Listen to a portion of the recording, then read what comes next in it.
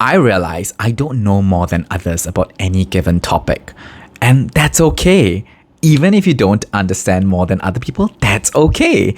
I think the power of being a group facilitator is asking questions. It's not about having the answers. Hello everyone and welcome back to my channel. My name is David Puvan and I am a group facilitator with a background in theatre and social work. In today's video, I'll be sharing with you a bit about my journey as a group facilitator. When did I start working as a group facilitator? When I first left junior college. So junior college is high school, college for American universities, but in Singapore, we call it junior colleges. I started working as a freelance theatre practitioner. So I both performed and also taught theatre to school students. So these were like secondary school students or primary school students. And basically I was just given assignments to work with different groups to come up with theatre projects together. And through that process, we would ask questions to kind of build that script together with the students. So this was the first time I started working in groups, facilitating conversations in groups. That was my first foray into it. But I wouldn't call that the first time I started working in a group properly. I think the very first time I would consider myself as a group facilitator was when I started my journey as a forum theatre facilitator.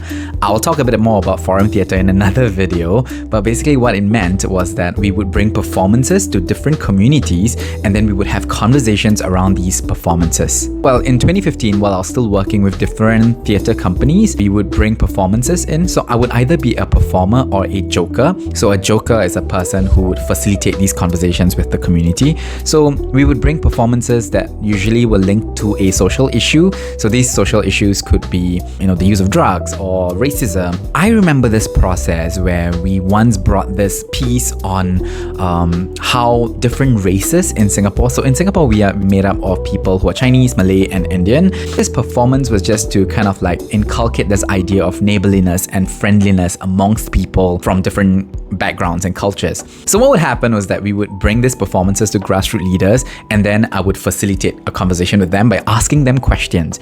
And I was so fired up by this process because I loved hearing differing opinions, and when people started sharing their own experiences and it resonated with other people in the room, I remember feeling so charged by it, even if I did not directly relate to that experience. I think just being in that process and hearing different people put their voices in the room was something I really enjoyed. In 2017 was when I got trained to run these Theatre of the Oppressed groups. Basically, it just meant that I worked with different homogenous communities to have difficult conversations and to share some of their struggles and work towards solution making together. I also worked on different topics that was something that I was really interested in. So I've worked on conversations around family violence, elder abuse, domestic abuse. There was also sexual violence, sexual harassment in universities. And recently I've been working with different groups of fathers about their lived experiences as fathers. And one of the most impactful experiences I've had was working with a group of girls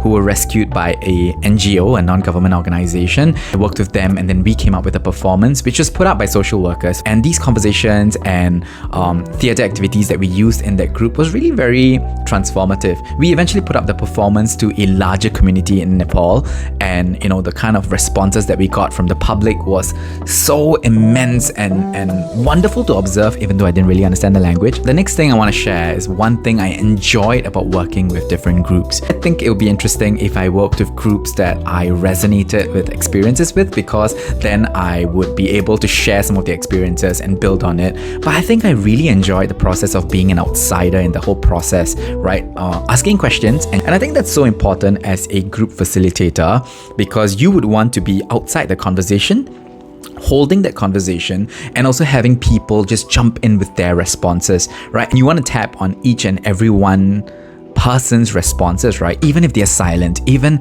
if they're thinking about it, giving them that space to kind of see how they lean into the issue that is being talked about. And the exciting thing about working with groups is that it's so dynamic. It's something that's never going to go according to plan. You can have a built structure as much as you want, but at some point you're going to improvise, right? And you've got no choice but to do that so that you can keep the conversation going and alive. And I think how alive it is something that I really enjoy. So in one of the last groups that I worked with a group of gay, bisexual and queer men. And this was something that was so interesting to me because it was the first time I was working with this group. And basically I was working with them as a researcher because I was doing this for my master's thesis, my social work master's. So while working with them, I learned so many different aspects of their lives. There was so many different experiences, right? Which brings up this whole power of intersectionality. I think while working with that group, one thing I did was to stay curious, right? And to just ask more questions, to hear about their different perspectives and how different people in the group kind of leaned in on these responses. And that brings me to my next point. What is something I have learned about myself in that process? I realize I don't know more than others about any given topic. And that's okay. Even if you don't understand more than other people, that's okay.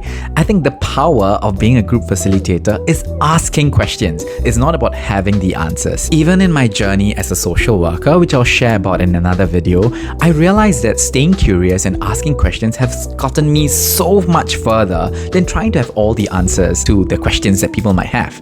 And sometimes it's okay to admit that you don't have all the answers. I've also realized that I love collecting stories. I think I'm a collector of stories. I love listening to stories. I'm the sort of person who might go to a conference and might ask other people about themselves and ask them questions about why they do what they do, why they think what they think about, just so that I learn about how people operate in different spaces. I like asking them why they ask the questions, right? This is important because what are they trying to get at? And it's not in any way to be critical about why they ask these questions, but it's to understand, wow, what is important to them? What do they value? So one of my best friends, Raj, and I, we talk about our feelings and why we feel the way we feel, why we act the way we act, right? Even in our relationships or even with each other.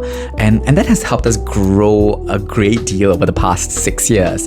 And one of the things we would do is after we have a little conflicts are really important. I'm so blessed to have this friendship with him because we can just dissect any conversation that we might have, dissect any conflict that we might have, and, get into what has led us to act in this very moment, in this exact way. And this can be linked to a childhood trauma. This can be linked to something that we've learned and haven't unlearned this behavior yet. This could be linked to something that we have learned about each other, right? And I think it's also powerful where we learn about ourselves and we learn about the people around us. In many ways, that's growth, right? If you have any questions or thoughts about this, let me know in the comments below, and I really want to hear from you.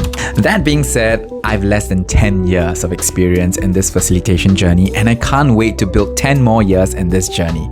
I'm moving to Canada really soon to do my PhD in social work. Yay! I got in. But I'm so excited to be working with different groups from a completely different demographic, right? And also learning and collecting these stories from people from different parts of the world. Actually, what I'm really excited about is to hear how similar we might be, even though we might be living across the globe from each other. So I hope you've enjoyed this video of me. This is just a snippet of my journey as a facilitator. If you have more questions or thoughts about what I've just shared, let me know in the comments below, and I can't wait to hear from you. I am still learning a lot about myself, and through this journey, as I communicate with you and engage with my audience, I'm very excited to see how I would grow and how you receive the information I've shared. Now, don't forget to subscribe to this channel and hit the bell icon if you want to stay updated for the next video that I will post. Together, let's explore, learn, and grow. Welcome to the community, and I'll see you in the next video. Bye-bye.